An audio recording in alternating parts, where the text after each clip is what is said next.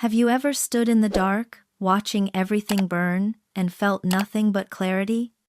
Have you ever been treated like a stranger in your own family, invisible, disposable, erased?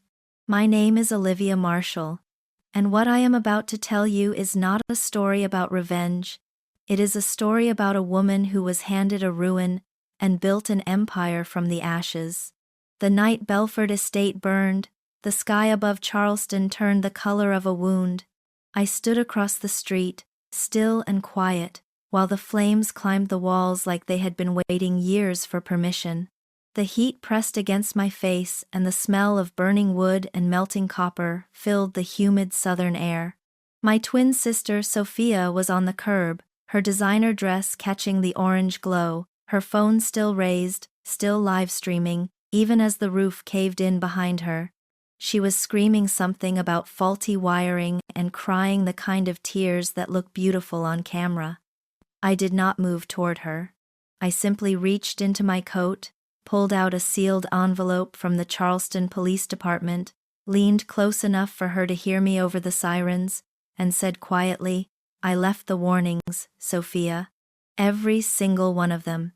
You just chose the spotlight over the truth." Then I turned and walked into the dark, and did not look back once. I am 23 years old, a trained architectural restoration specialist, and Clemson University honors graduate, and for most of my life, the invisible twin.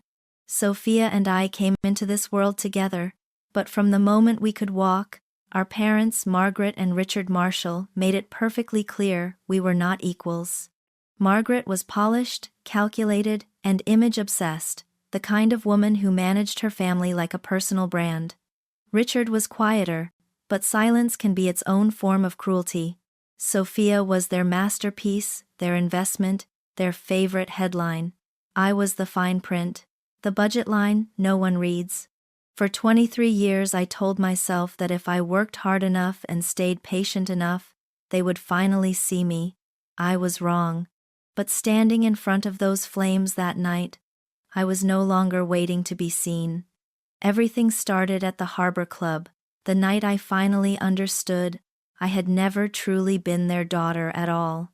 The Harbor Club sat at the edge of the Charleston waterfront, like a jewel that knew exactly how much it was worth. That night the air smelled of gardenias and salt water, and the low hum of a jazz quartet drifted across the deck where our graduation dinner was already in full swing. On paper, Sophia and I were identical, same degree, same honors, same family name. But the moment Margaret stood up to give her toast, I understood that paper had never told the real story.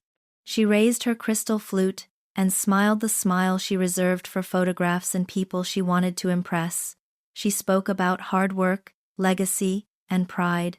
Every single word was aimed at Sophia.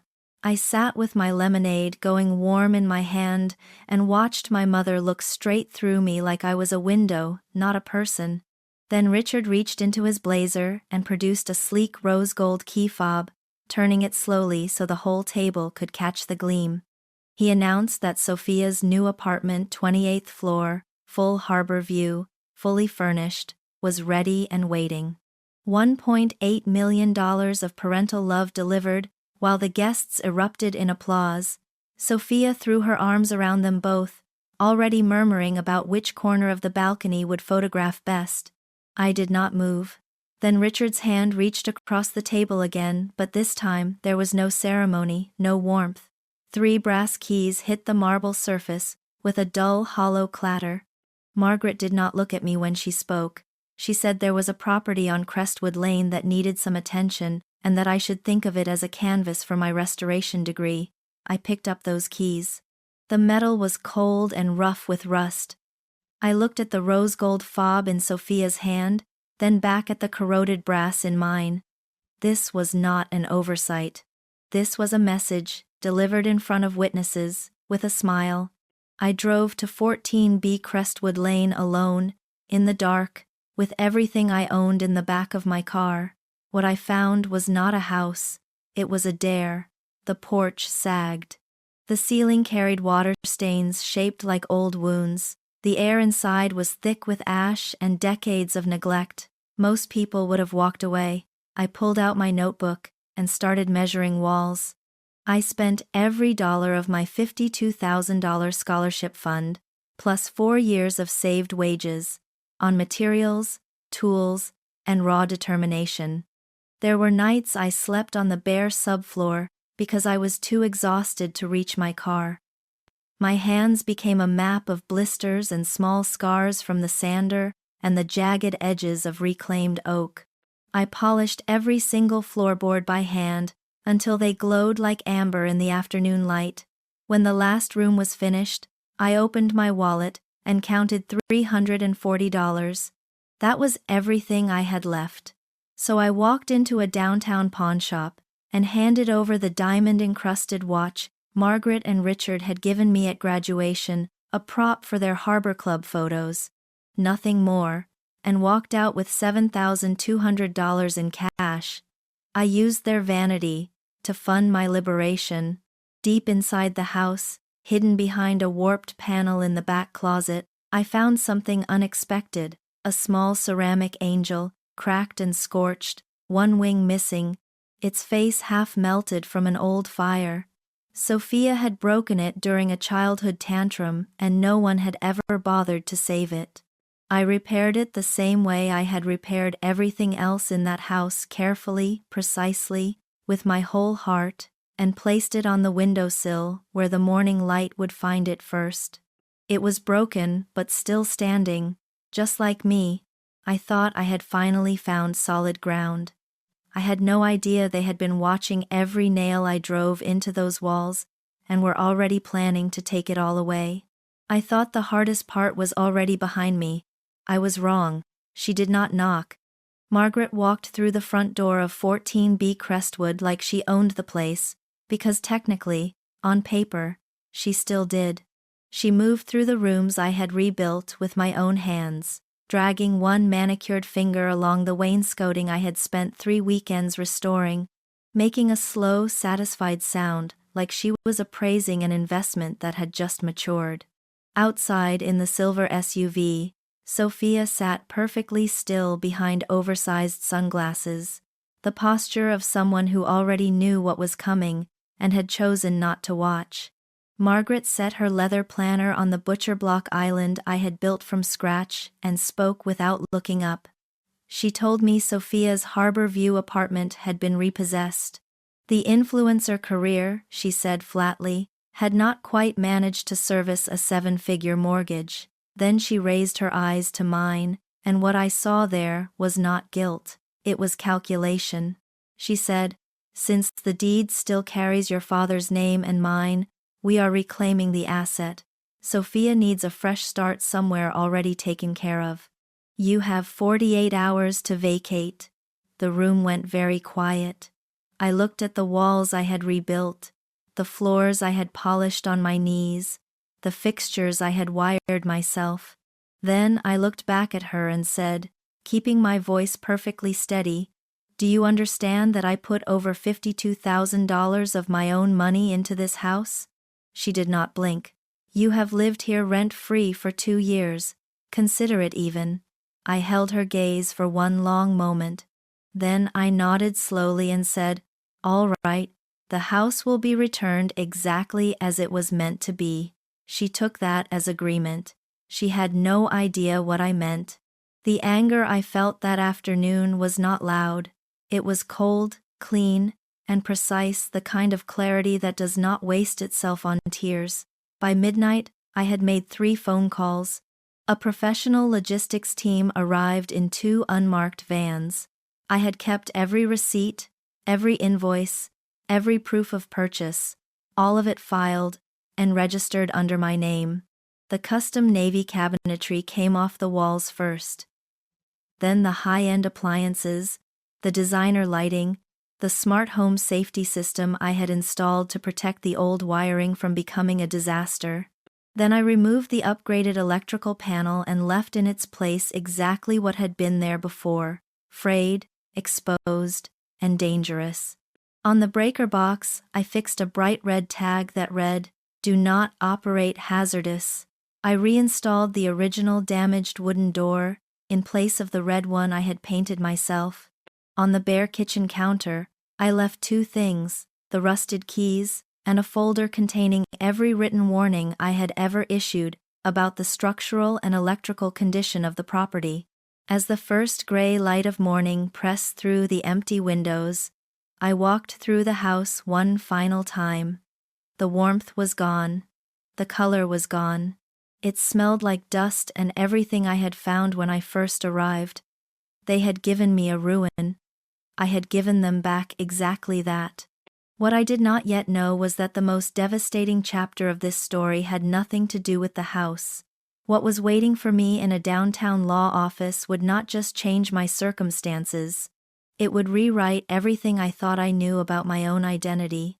2 days after I walked out of Crestwood for the last time, I sat across a mahogany desk from attorney Daniel Harrow, not to cry, not to vent, but to build a wall they could never tear down. Daniel had a reputation in Charleston for being the kind of lawyer who read documents the way surgeons read scans quietly, precisely, and without emotion. I laid everything on his desk, every email, every ignored text message, every written warning I had sent Margaret over the past year. I walked him through it like a financial report. Margaret had slashed $18,000 from the maintenance budget to fund Sophia's birthday trip to the Maldives, dismissing my concerns about the electrical system as unnecessary overcaution. She had also refused to authorize the city safety inspection because she did not want the property tax assessment to increase. She had chosen appearances over safety every single time, and I had the documentation to prove it. Daniel drafted the certified letter in under an hour, precise, cold, and airtight. It formally declared that I relinquished all civil and criminal liability for 14B Crestwood Lane, citing that the electrical system had never received municipal approval due to the deliberate obstruction of the property owners of record. Before I left that afternoon, I took time-stamped photographs of every exposed wire in the kitchen and sent the files directly to Daniel's secure server. When I signed my name to that document, something shifted inside me permanently. I was not their daughter filing a complaint. I was a witness building a case. Then 2 days later, Daniel called me back. His voice carried the measured weight of someone holding something heavy. He was not holding the property file this time. He was holding bank records tied to a trust my late grandmother Dorothy Caldwell had established in my name before she passed. I had always been told the trust was modest enough for graduate school, nothing more. What Daniel slid across the desk told a completely different story. The account should have held $920,000. The current balance was zero. A transfer of $850,000 had cleared 3 weeks after Sophia's first major business collapse, then another $60,000, 1 month later. The signatures on the withdrawal authorizations carried my name, same loop on the O, same slight forward lean, but studied against contracts I had signed with my own hand, something was wrong. The signature was too clean, too perfect, like someone had traced it from memory. Daniel had already run the forensic comparison. The pen pressure pattern matched Margaret's handwriting on documents pulled from the property file. She had not just taken the house. She had forged my identity and drained nearly $1 million from the one inheritance my grandmother had left specifically for me, using it to quietly cover Sophia's failures. While I was on my knees rebuilding their property by hand, I sat completely still as the full weight of it settled into my bones. They had not just overlooked me, they had treated me like a resource to be extracted. Daniel's voice was steady. Olivia, what we are looking at is identity fraud and felony theft. This is a federal matter. I did not cry. I looked at him and said, quietly and without hesitation, then prepare the criminal filing. I want every single cent accounted for. They had spent 23 years counting on my silence. They had miscalculated. and the night that would prove it was already coming. And then the night came. Belford Estate had been redecorated and relaunched as Sophia's personal comeback story. She went live for 12,000 followers, standing in rooms she had never once touched with a work glove, describing in breathless detail the months she claimed to have spent restoring the house. Every word was fiction. Every image was borrowed from labor that was mine. I stood across the street in the dark, watching through the tall windows as her ring light blazed at full power, pulling more current than those old, unrepaired circuits could handle. The living room lights flickered once, then came the crack, sharp, white, electric.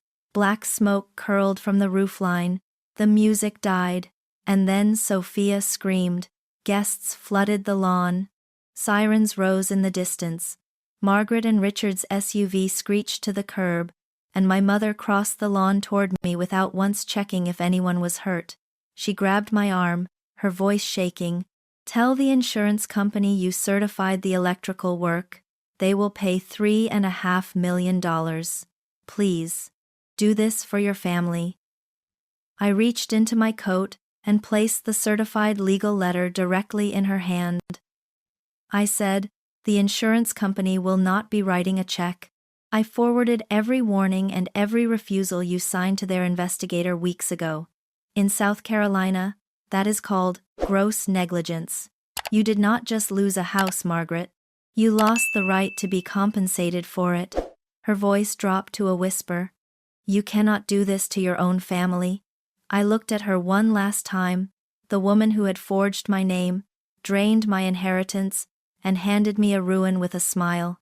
I said, "I gave you exactly what you gave me, a ruin, and this time, there is no daughter left to fix it." I walked away as the roof collapsed behind me, and did not look back once. 1 year later, I stood in my own restoration studio in downtown Charleston, morning light falling across cedar floors I had chosen myself. The case had settled. Margaret and Richard were ordered to repay the full $920,000 from my grandmother's trust, plus legal damages, an amount that forced them to sell their own home. Sophia moved into a small rented apartment with no view and no performance. I opened the storage box I had kept since the night I left Crestwood and lifted out the ceramic angel, cracked, scarred, one wing missing, still standing. I placed it on the windowsill where the morning sun would find it first. This was my real inheritance. Not the money. The understanding that you can only be broken if you believe you belong to the people trying to break you. My name is Olivia Marshall. I am the architect of my own life. If this story reached something inside you, hit that like button, leave a comment telling me where you are listening from, and subscribe, because justice always finds its way, and so do we.